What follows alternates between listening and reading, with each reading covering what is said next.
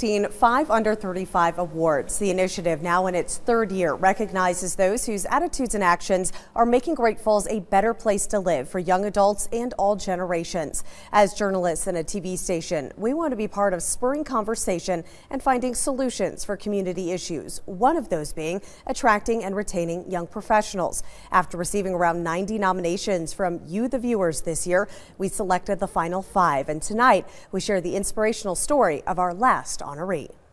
32-year-old Ed Worrell experiences his hometown of Great Falls in a much different way now than when he was younger. The CMR graduate lost his eyesight in 2006 in a matter of just 8 months due to diabetic retinopathy. Was kind of young and dumb and decided to stop taking care of my diabetes, and it ended up in the hospital with a blood sugar well over 1200 because I stopped taking my medication and everything. And my mom actually found me in my room in the basement of the house. When she came home for lunch, my heart had stopped and I was pretty much clinically dead. But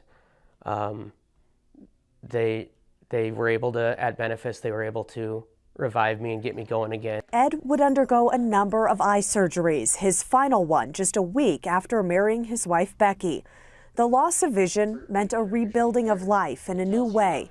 At the suggestion of others, he got involved with the Montana Association for the Blind summer program, where he will teach again this summer for the 6th time. The program is for newly blinded adults, and I was a student there for 2 years, learned some very needed skills on like how to use a white mobility cane, how to actually even use a computer, which kind of plays into what I do now.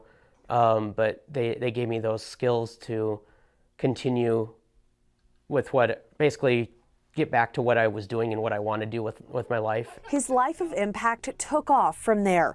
Ed met Travis Stevenson during the program. Together, they started Over Here Consulting around 2.5 years ago, a business that has changed their lives and the lives of many they work with. We do assistive technology training for the visually impaired in Montana, and we do a lot of the tech support for blind and low vision services and the VA, Fort Harrison. He's using his passion to help others who are blind or visually impaired regain independence.